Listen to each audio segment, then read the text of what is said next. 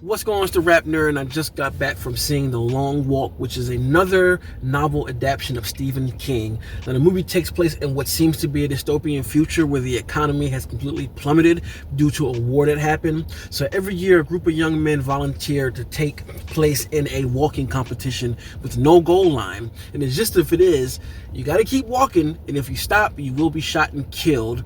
And the last person walking is the victor.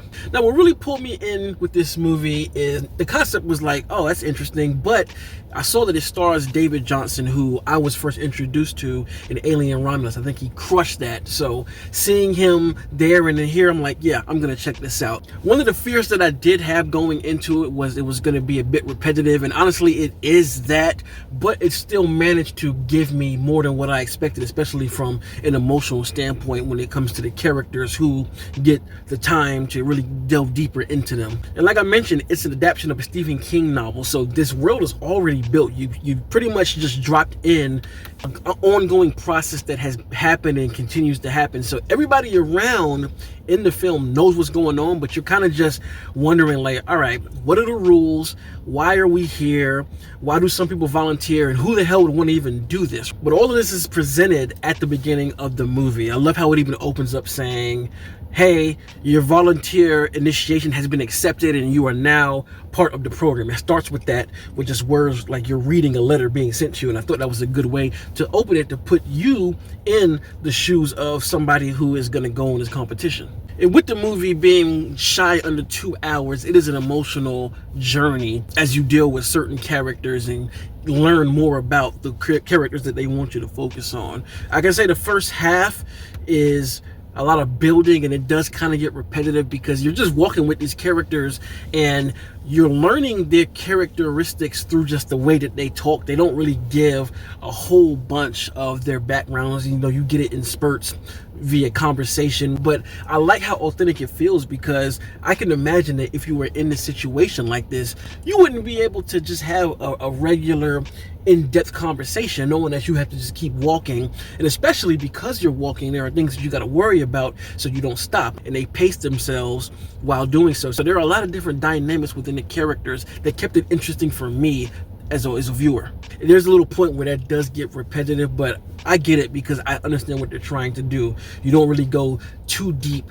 into the characters until you get like at the halfway mark. But what I will say is, I feel like they spent that first half showing the pure brutality of the situation. They do not stray away from the violence at all. I was actually very surprised at some of the kills and just how in your face they were with the practical effects or the CGI, I don't know. But it looked really good either way. But when shit just happens, you really don't believe it. You're like, wow, you're just stunned alongside some of the characters who are, and then the other ones just keep it moving like, I mean, hey, it is what it is. And of course, people just drop like flies. I can tell that for the length's sake of the movie, they weren't able to give everybody in-depth views, and that could be a damper to some people depending on how you see the movie. I personally didn't mind because, again, I know that a lot of this was built off of, hey, let's just show the brutality so when we get to the main characters who we want to express more about, we know how dire the situation is and how brutal shit really can get. But ultimately, this movie is really carried by David Johnson's character, and I forgot what the other lead character, the actor name is. His name is Ray, while David plays Pete. And I think that their friendship that they go on this journey is really the core of the story, because you learn the most about both of them, honestly. More so Ray, because you're introduced to some family members and a lot of backstory as to why he's even in the competition. So you already know exactly why this means so much to him, and you're kind of rooting for him like, damn, I hope you really win this. And Pete, you don't really get a lot about him, but he just has so much charisma that you want to see him win as well. And just like Alien Romulus, you are fully engaged with the kind of character that he is. And man, he just did a bang up job.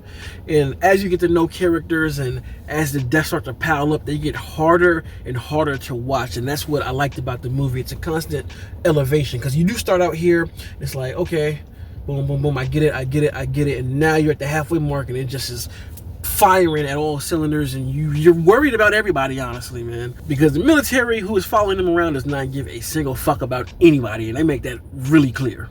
And this is definitely a movie with a lot of commentary that can speak to you in many different ways depending on how you see it.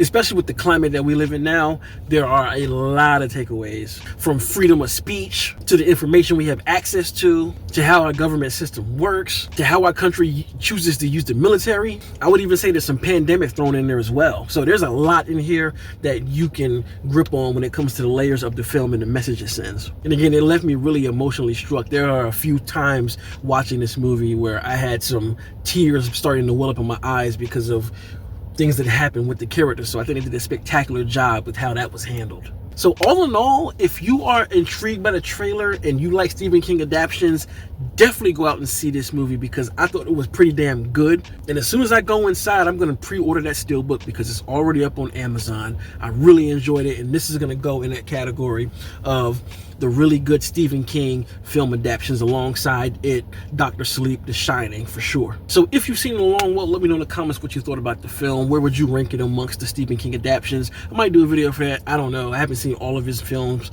but I have it pretty high, probably in the top 10 for sure. And if you like this kind of content, make sure to like and subscribe. And if you already are subscribed, thank you. And until next time, peace. RapNerd Productions, no capping, that's word to mommy. Instead of banking on it, now rapping is just a hobby.